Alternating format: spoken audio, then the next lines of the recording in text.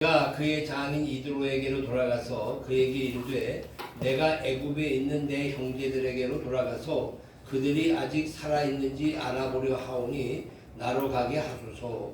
이드로가 모세에게 평안히 가라 하니라. 여호와께서 미디안에서 모세에게 이르시되 애굽으로 돌아가라. 네 목숨을 노리던 자가 다 죽었느니라. 모세가 그의 아내와 아들들을 나귀에 태우고 애굽으로 돌아가는데 모세가 하나님의 지팡이를 손에 잡았더라. 아멘. 우리 용서하소서 하는 찬송 봅시다. 여기 장로님 그 찾아주세요. 여기요? 우리 저 안에 가서 슈 목사님 이쪽에 여기. 주님의 것.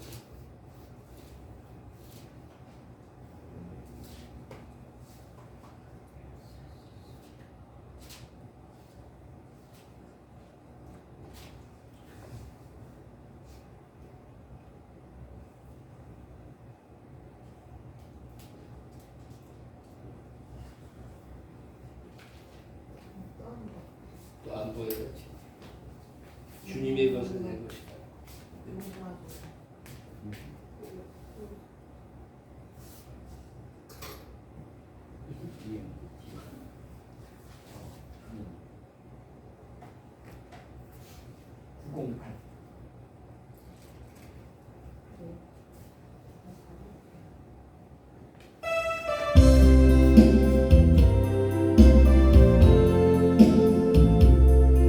옆에 있어요. 장로님. 거기 조개 있다. 아니야, 거기 내 것을 내 것이라고 고집하며 살아왔네. 그는 노아 자녀들까지 주님 것을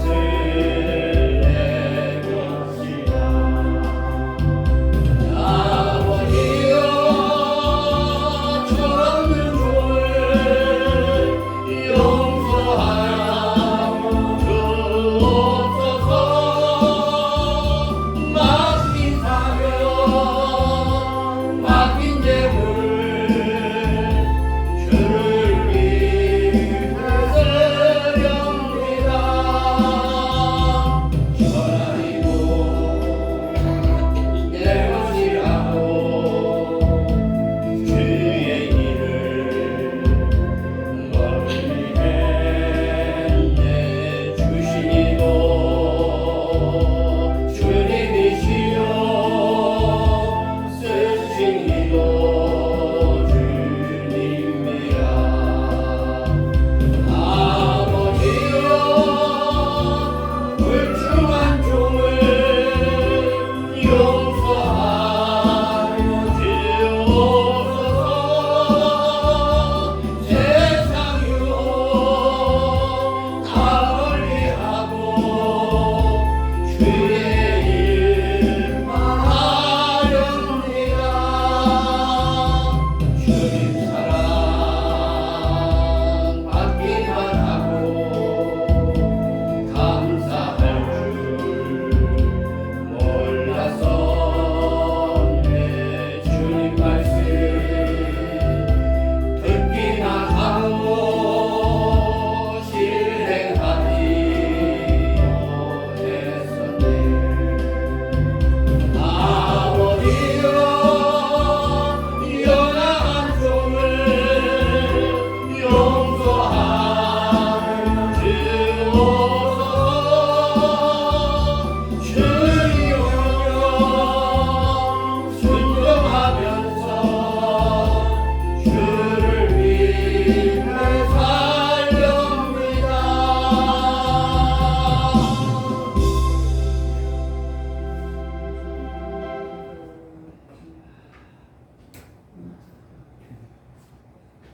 지난 주일 모세 이야기를 우리가 했는데 이제 모세가 하나님을 만난 이후에는 그의 남은 삶을 사명의 삶으로 살았다 하는 게 지난 주일의 말씀입니다. 하나님의 부르심을 받고 그는 애굽으로 다시 돌아가서 동족에게 돌아가 그를 구원해냅니다. 출애굽 그리고 가나안의 입성이라고 하는 큰 과제를 안고 미디안을 떠나게 되죠. 오늘 본문 4장 20절에 보게 되면 모세가 그의 아내와 아들들을 나귀에 태우고 애굽으로 돌아가는데 모세가 하나님의 지팡이를 손에 잡았더라라고 기록하고 있어요. 다른 게 하나도 없어요. 미디안에 올 때는 홀로 왔어요. 도망쳐서 살인자라고 하는 누명을 받으면서, 누명 아니지, 살인했으니까 살인자지. 살인자로서 피신하기 위해서 도망쳐 올 때는 호련단신으로 왔지만 40년 동안의 미디안 생활을 하고 나서는 아내도 생겼고 자식도 생기고 그리고 자기가 누렸던 것들을 가지고 양떼들을 가지고 미디안으로 가게 됩니다. 그런데 모세가 하나님의 지팡이를 손에 잡았다. 특별하게 기록하고 있어요. 모세가 늘 들고 다니는 지팡이입니다. 그런데 이를 하나님의 지팡이라고 생각합니다. 모세 그러면 우리가 떠올리는 게 이런 장면입니다. 이게 떠올라요. 늘 지팡이를 들고 있는 모습, 또 홍해를 할 때 멋있는 그 그림들을 보게 되면 항상 왼손에는 지팡이가 들려져 있음을 알 수가 있어요. 늘 갖고 다니던 지팡이입니다. 살인자가 돼서 미디안으로 도망쳐가고 그리고 양치는 목자로서 반드시 필요했던 것이 이 지팡이였다고 하는 겁니다. 그러니까 유일한 생활 수단이야. 아침에 눈을 뜨게 되면 일어나자마자 그 지팡이를 들고 나가서 양들을 몰아가지고 물가로 혹은 풀밭으로 인도를 하고 또 그들이 있을 때는 그 지팡이를 의지해서 잠시 쉬기도 하고 지팡이를 벗삼아 살아왔고 그 지팡이를 잠시도 놓을 수 없었던 그의 인생의 유일한 생활 수단이었다라고 하는 얘기입니다.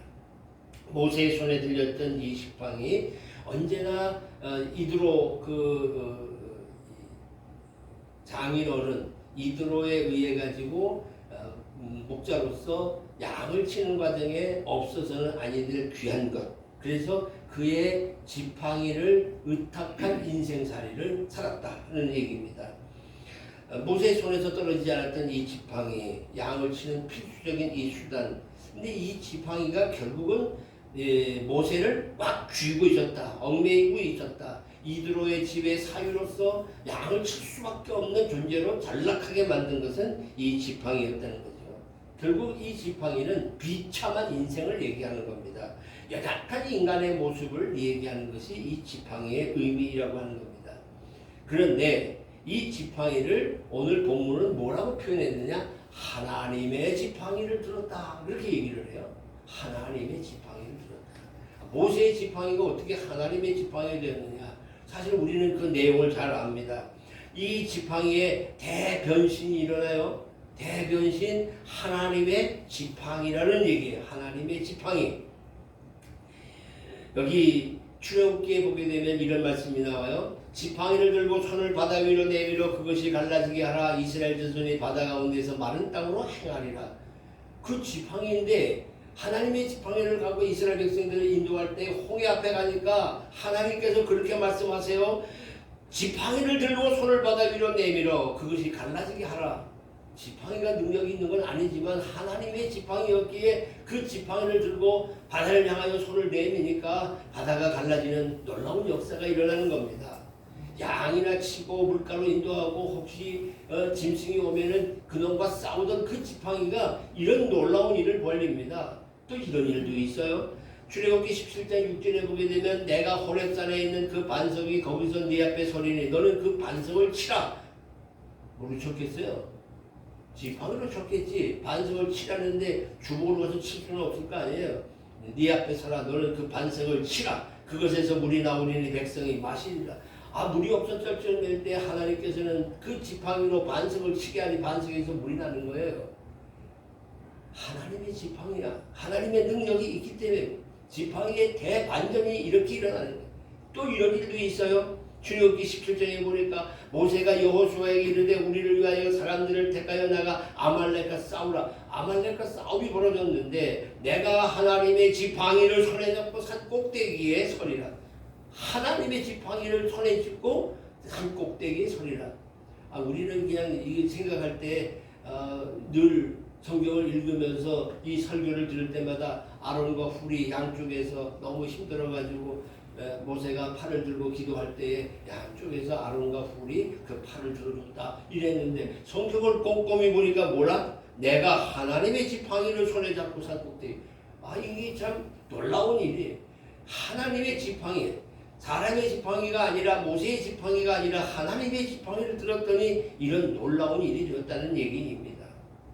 자, 이렇게 하나님의 지팡이가 될 수 있었던 일이 뭘까?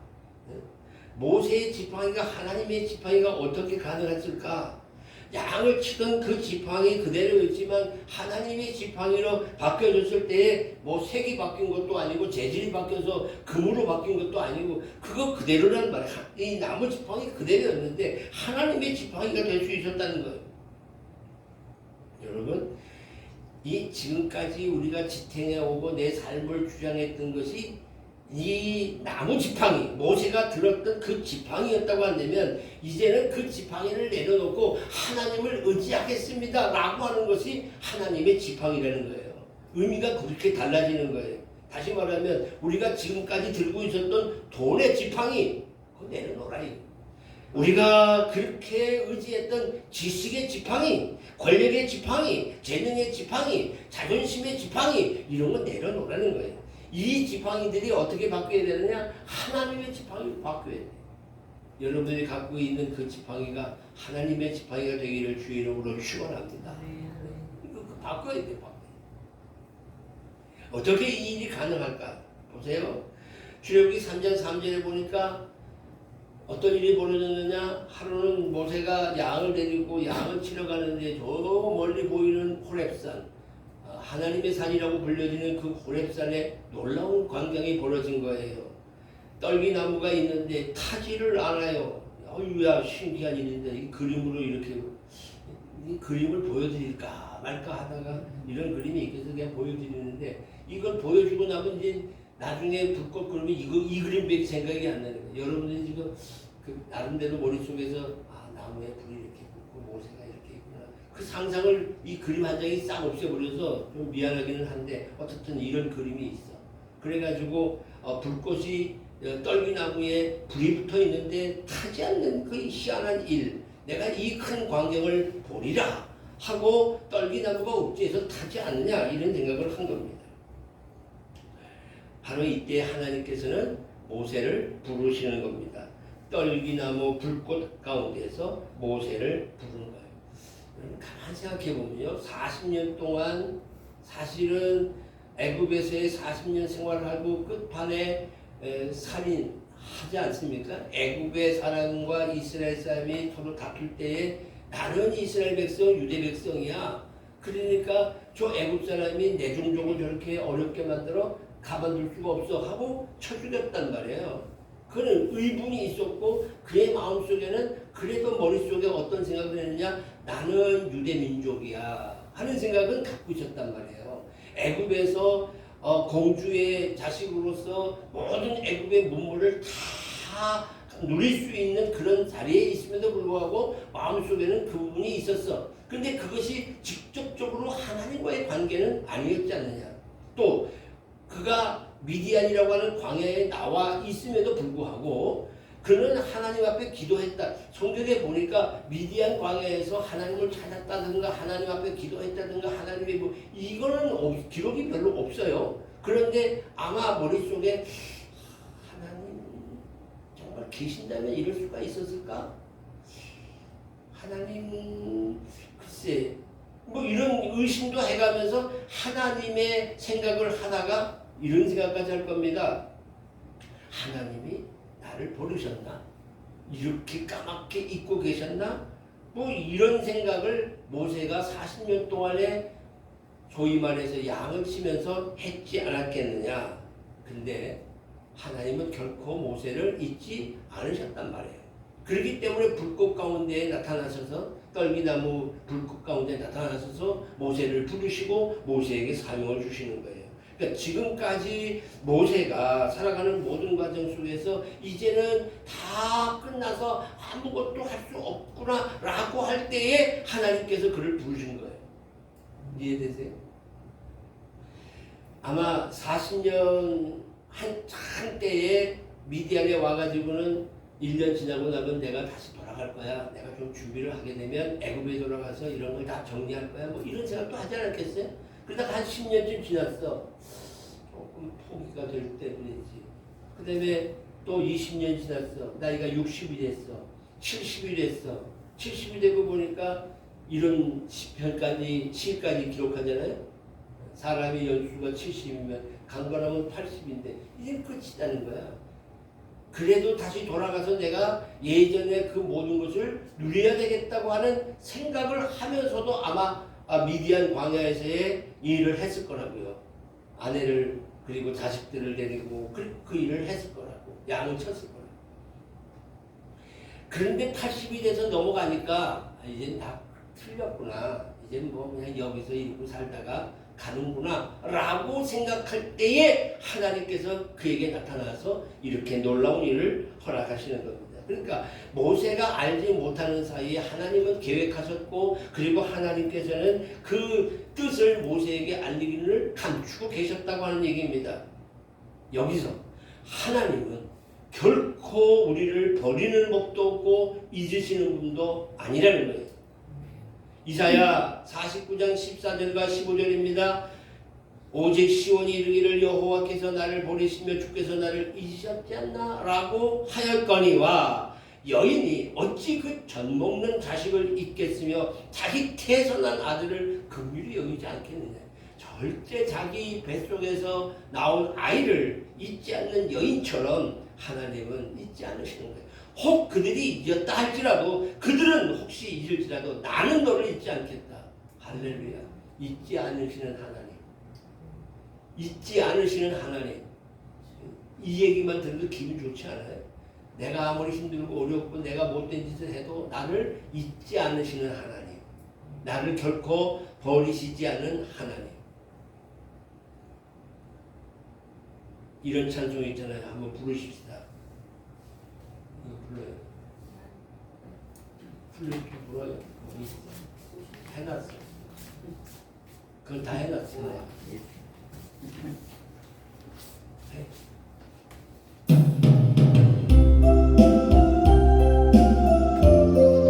가사가 너무 좋아서 한번 불러보고 싶었어요.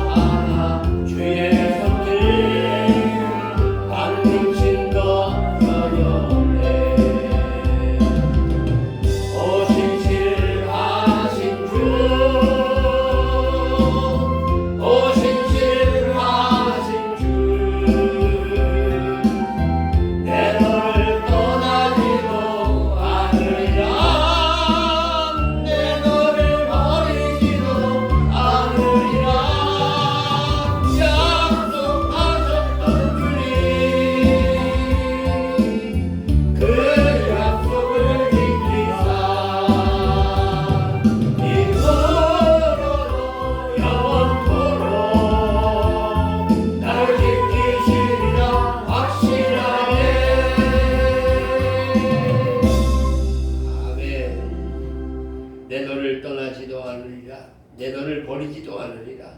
약속하셨던 주님 그 약속을 지키사 이후로도 영원토록 나를 지키시리라 확신하네. 믿으시면 아멘. 결코 내가 잘 나가다가 사업에 실패했다고 하나님 나 버리지 않으시고, 내가 건강해서 열심히 교회 봉사하다가 좀 못한다고, 병들어서 못한다고 하나님 나 안 버리십니다. 내가 젊었을 때 열심히 교회를 섬기고 봉사하고 전도하다가 나이 들어서 전도도 못하고 제대로 주의를 못한다 하더라도 하나님 결코 나 버리지 않으신다는 겁니다. 잊지 않으신다는 겁니다. 나이가 늙으면 늙은 대로 사용하시고, 여자는 여자대로 사용하시고, 어리면 어린 대로 사용하시고, 하나님이 언제든지 야 너 필요해 하면 하나님의 손에 쓰임받는 삶이 되어진다는 사실입니다. 출애굽기 3장에 보게 되면 하나님께서 한번 찾아보세요. 출애굽기 3장에 보게 되면 하나님께서 불이 붙은 떨기나무 가운데서 모세를 부르시고 너희 거기가 거룩한 곳이니 신을 벗으라고 얘기를 합니다. 그리고는 새로운 사명을 주십니다. 출애굽기 3장의 10절입니다. 이렇게 얘기합니다. 이제 내가 너를 바로에게 보내어 너에게 내 백성 이스라엘 자손을 애굽에서 인도하여 내게 하리라. 80 먹은 사람을 통해서 이제 이스라엘 자손을 애굽에서 인도하기 위하여 내가 너를 바로에게 보내겠다라고 얘기합니다. 자, 이 얘기를 들었던 모세는 어땠을까요? 당황할 수밖에 없겠죠. 황당하겠죠. 내가 지금 여기 미디안에 와가지고 이미 이제는 나이가 들었고 근육도 다 빠지고 양이나 치고 아무것도 지금은 알 수 없는, 그때야 잘할 때 부르시지 왜 이렇게 다 놓았을 때 나를 부르시겠습니까? 하고 이야기하지 않겠습니까? 모세는 자기의 초라한 모습을 보면서 하나님의 사명에 대하여 그 막중한 사명을 감당할 길이 없었다고 하는 얘기입니다. 그래서 이 핑계 저 핑계를 들면서 그 사명 받기를 사양합니다. 모세가 하나님께 이렇게 얘기합니다. 내가 이스라엘 자손에 가서 이르기를 너희 조상의 하나님 나를 너희에게 보내셨다 하면 그들이 내게 묻기를 그 이름이 무엇이냐 하리니 내가 무엇이라고 그들에게 말하겠습니까? 가서 얘기를 했는데 애굽 사람들 그 이스라엘 백성들뿐만 아니라 애굽 사람까지 네 조상의 하나님 도대체 누군데 그래? 누가 널 보냈어? 이러면 내가 할 말이 없지 않겠습니까? 라고 얘기하니 못 가겠다는 거죠. 그러니 하나님이 이렇게 얘기합니다. 나 스스로 있는 자야. 최초로 여기서 하나님께서 자신의 이름을 얘기합니다. 스스로 있는 자, 여호와. 우리가 요즘에 공부할 때는 야훼라고 하는 여호와라고 하는 내가 여호와다, 나다, 나 하나님, 나는 스스로 있는 자. 누구 때문에 존재한 것이 아니라 내가 스스로 있는 자다. 내가 세상의 창조주다. 내가 세상의 만왕의 왕 된다 하는 사실을 분명하게 얘기를 하는 겁니다. 그가 나를 너에게 보냈다. 이렇게 얘기하려는 겁니다. 모세가 거기까지 또 얘기를 들었습니다. 또다시 얘기를 합니다. 이렇게 하나님께 얘기합니다. 난 본래 말 잘 못해요. 보내시긴 했지만 바로 앞에 가서 말을 해야 될 거 아닙니까? 나요 입이 뻣뻣하고 혀가 둔해서 제대로 말도 못합니다. 무슨 말이야? 자꾸 이 핑계 저 핑계 대면서 못하겠다는 거예요. 자기 상황을 보니까 도저히 하나님의 이 놀라운 일을 내가 감당할 길이 없다는 거예요. 그랬더니 하나님 또 이렇게 답합니다. 모세를 향해서 노해 화까지 내면서 야 레위 사람 내 형이 있지 않냐? 내가 그 형이 말 잘하는 거 내가 다 안다. 아니 하나님은 아론이 말 잘하는 거지 아신다 그러면은 오늘 우리들을 알까요 모를까요? 우리가 미련하게 구는 거 알까요 모를까요? 하나님은 그놈 미련한 거 알아. 그놈 머리가 똑똑한 거 내가 알아. 그놈 내가 키가 큰 거 내가 알아. 하나님 다 아시지 않겠어요? 아론이 말 잘하는지 말 못하는지까지도 아시는 하나님께서 그렇게 얘기를 하시는 겁니다. 내가 잘 알아서 그가 너를 만나러 나올 때 그가 너를 볼 때 그의 마음에 기쁨이 있을 거야 라고 얘기하면서 너는 그에게 말하고 그의 입에 할 말을 줘라. 내가 내 입과 그의 입에 함께 있어 너희의 행할 일을 가르칠 거니 내가 다 할게. 그냥 해. 하는 얘기. 할 수 있어 없어? 안 할 수 없는 거야. 안 할 수 없는 거야. 그러면서 모세에게 이렇게 묻습니다. 네 손에 있는 게 뭐야? 하고 물어요. 모세가 자기가 들고 있는 건 지팡이입니다. 지팡이를 땅에 던져라 하고 땅에 던져. 그랬더니 그 지팡이가 어떻게 돼요? 뱀이 됐잖아요. 뭐 다 아는 얘기네. 뱀이 돼가지고 모세가 놀란 나머지 뱀 앞에서 몸을 피한단 말이에요. 근데 다시 야, 그 꼬리를 잡으라. 잡았어. 그때 다시 뱀이 됐어. 하나님이 이런 일을 하게 하셨어요. 또 하나 이적이 있잖아요. 그 손을 품에다가 넣었다 빼보니 하얗게 문둥이가 들었는데 문둥병이 들은 그 손을 다시 넣었다 빼니 여상해졌다. 그게 성경 내용 아닙니까? 그렇게 한 이유가 있어요. 그게 뭐예요? 이는 그들에게 그들의 조상의 하나님 곧 아브라함의 하나님, 이삭의 하나님, 야곱의 하나님 여호와가 네게 나타난 줄을 믿게 하려 함이라.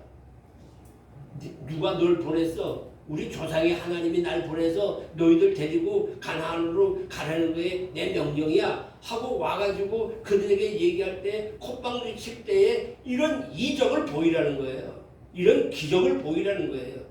그것이 하나님이 너와 함께 한다는 걸 나타나게 하기 위한 모습이었다는, 그게 이유라는 거죠.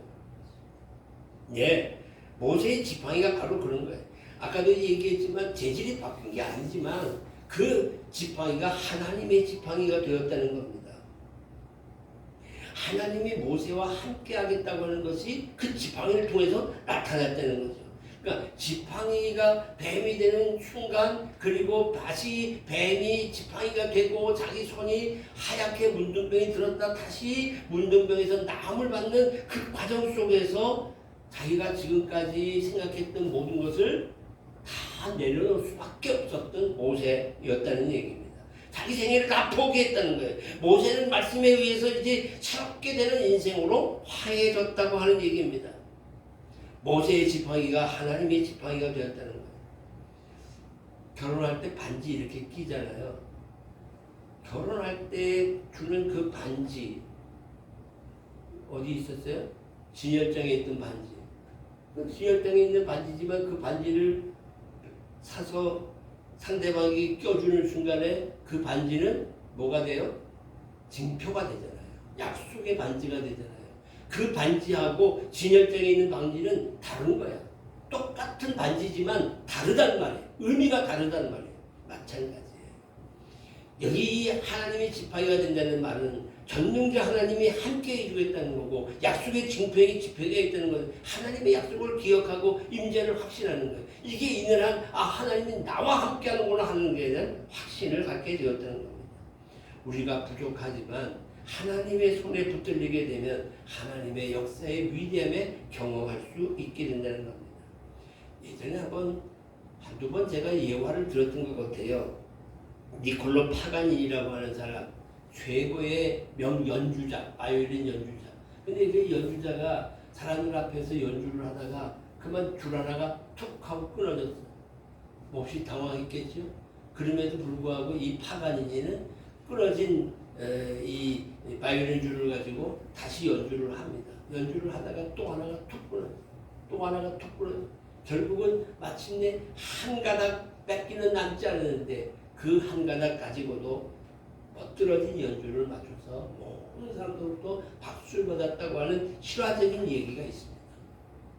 여기서 우리가 중요한 건 악기도 좋지만 중요한 거는 그 악기를 연주하는 연주자라는 거예요. 우리 모두는 다 악기야, 악기. 나팔 부는 악기가 될 수도 있고, 퉁기는 악기가 될 수 있고, 부는 악기가 될 수 있고, 두들기는 악기가 다 다르듯이 다 다르지만 우리를 연주하는 건 누구? 하나님이시라고요. 나를 가지고 연주를 하신단 말이야. 나는 드럼이니까 드럼으로 연주, 나는 기타니까 기타로 연주를 하고, 나는 피아노니까 피아노로 연주가 되어지면 돼. 하나님의 연주자가 되고 나는 단지 하나의 악기에 불과하다는 겁니다. 인생의 연주자는 위대하신 하나님이라는 사실을 잊지 말아야 돼. 그렇기 때문에 우리는 뭐라고 얘기해야 돼? 하나님 앞에 하나님 저를 붙들어 주시옵소서라고 기도해요. 저를 사용하여 주시옵소서 기도해요. 그러기에 이 고린도전서 고린도후서 12장에 보게 되면 바울 선생님은 이렇게 얘기해요. 내가 그리스도를 위하여 약한 것들과 능력과 궁핍과 박해와 권고를 기뻐한다. 왜? 내가 약한 때에 그가 강하다. 사실 안질로 인해서 하나님 나 이거 좀 고쳐주세요 하고 그렇게 엎드려 많이 기도했지만 하나님은 그 기도를 듣지 않으셨음에도 불구하고 그렇게 약해질 때에 그는 하나님 앞에 기도함으로 인해서 더 강해질 수 있었다고 고백하는 거란 말이에요. 그러면서 이렇게 얘기하잖아요. 내게 능력 주시는 자 안에서 내가 모든 것을 할 수 있노라고요. 네, 그렇습니다. 우리는 이 사실을 잊지 말아야 돼요. 그래서 이 헨리에타 미어지라는 사람이 모세의 생애를 이렇게 얘기해요. 1단계는 자신을 과시한 시기다. 그렇잖아요. 애굽 안에서 바로의 왕자로서 모든 것을 다 누리고 살았으니까 자기를 과시한 그런 시기야. 그 과신 끝에 내가 내 동족을 반드시 끌고 내가 인도할 것이다. 이들의 영도자가 될 것이다. 하는 그런 생각으로 살았던 거란 말이에요. 그러나 2단계는 미디안 광야에 가서 자신감을 잃어버리고 위축하고 그냥 모든 것이 다 포기된 상태였단 말이에요. 그런데 마지막 3단계에 가서는 하나님 안에서 자신을 발견하고 내가 어떤 존재로구나 하는 것을 발견하고 하나님을 의지하게 되고 비로소 하나님의 삶을 살아가게 되는 거죠. 하나님께서는 항상 우리들을 향하여 말씀하시는 겁니다. 하나님의 손에 의지해서 하나님의 임재 속에서 우리가 어떻게 살아갈 것인가 하는 것이죠. 내 손에 든 것이 무엇이냐? 우리가 갖고 있는 것에 대해서 우리는 항상 하나님을 생각해야 되는 거예요. 그죠? 그런 면에 열왕기하 4장에 보게 되면 이런 일도 있어요. 엘리사 선지자가 있었는데 아마 엘리사 선지자 밑에서 공부를 하던 신도가 학생이 있었던 것 같아요. 신학생이 엘리사 밑에서 제자로서. 근데 이 제자로서 있던 이 사람이 아내와 자식들이 있는데 그만 빚을 지고 죽어버렸어. 빚만 잔뜩 지고. 그러니까 이 빚을 준 사람이 와가지고 야 너 네 두 아들 내가 종으로 삼겠다 이러니까 급해 맞은 건 엄마야. 쫓아가서 엘리사 선생님한테 선생님 우리가 지금 이런 형편이 됐습니다. 그랬더니 엘리사 선생님이 뭐라고 얘기를 하느냐? 야 너 가진 게 뭐냐? 네 집에 있는 게 뭐냐? 아까 모세에게 내 손에 있는 게 뭐냐? 똑같은 거야. 이게 뭐냐 그랬더니 그릇에 기름 있는 그릇 하나밖에 없습니다. 그래?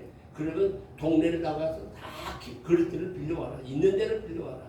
그리고는 그 한 그릇밖에 없는 기름을 그 기름에 다 넣으니까 기름이 꽉 차고 그 기름을 팔아가지고 빚 문제를 해결하잖아요. 네 손에 있는 게 뭐냐면 기름 한 그릇밖에 없었던 오병이어 기적 아시잖아요. 한 소년이 먹을 수밖에 없는 도시락이었지만 그 도시락을 주님의 손에 들려질 때에 오병이어의 놀라운 역사가 일어난 거 아닙니까? 우리가 이렇게 초라해 보지만 초라한 우리라도 우리를 하나님의 손에 붙들기만 하면 하나님의 우리가 너 가진 게 뭐 있어? 아니 우리 여기 전부 다 합니다. 저는 요즘에 그런 걸 많이 다시 느낀다고요. 나한테 하나님께서 야 최 목사야 너 가진 게 뭐냐? 얘 가진 게 없습니다. 우리 여기 6명 교인 전부 다 합니다. 그래? 하나님은 6명 교인 가지고도 역사하신단 말이에요. 우리가 그걸 믿고 하나님을 의지해. 그렇기 때문에 내 것을 내 것이라고 얘기하지 아니하고 내가 하나님께 들려질 때 하나님은 나를 들어서 사용하시는 거예요. 내 시간, 내 재능, 내 물질이 내 지팡이라고 생각했지만 이것이 하나님의 손에 들려져 하나님의 지팡이가 될 때 하나님의 역사가 일어나고 나로 인하여서 나는 복이 넘치는 삶이요. 내 이웃들에게는 덕이 되는 삶이요. 하나님께는 영광되는 삶이 되는 줄 믿습니다. 그러기에 우리는 이렇게 해야 합니다. 하나님의 인지와 능력을 의지해야 되고 하나님 말씀에 순종하면서 눈물로 기도하며 내 지팡이를 내려놓고 하나님의 지팡이를 들 때에 승리하는 겁니다. 주의 손 붙들고 주와 함께 하는 겁니다. 그래야 즐거움이 있고 그 속에 하나님의 역사가 나타난다는 사실입니다. 오히려 우리가 광야 같은 생활을 한다 할지라도 하나님의 지팡이를 들 때 승리하는 것처럼 내 지팡이가 지금은 대단한 조건이 있는 아주 대단한 것으로 생각해 볼 수도 있지만 그렇지 않다는 거예요. 모세가 승리했던 것은 하나님의 지팡이를 들었을 때에 가능한 것처럼 우리도 세상의 조건들로 승리할 생각을 버리고 하나님의 인지와 능력을 의지하면서 그분의 말씀을 순종하고 그리고 눈물로 기도하는 가운데에 우리 모두가 다 승리하는 삶을 살아가기를 주의 이름으로 축원합니다. 기도하십시오. 사랑의 아버지 하나님, 자신이 들고 다녔던 지팡이가 하나님의 지팡이가 되었을 때 그 지팡이로 놀라운 일들을 이루었던 모세의 모습을 보면서 하나님, 우리들도 우리의 들고 있는 지팡이를 내려놓습니다. 내가 갖고 있는 모든 지팡이를 내려놓고 이제 그 지팡이가 하나님의 지팡이가 되어서 하나님의 쓰임받는 삶이 되어지기를 원합니다. 이렇게 살아가 나에게는 복이 되고 이웃들에게는 덕이 되고 하나님께는 영광이 되는 놀라운 삶을 살아가는 우리 모두가 되도록 은혜 베풀어 주시옵소서. 예수님의 이름 받들어 기도 올리옵나이다. 아멘.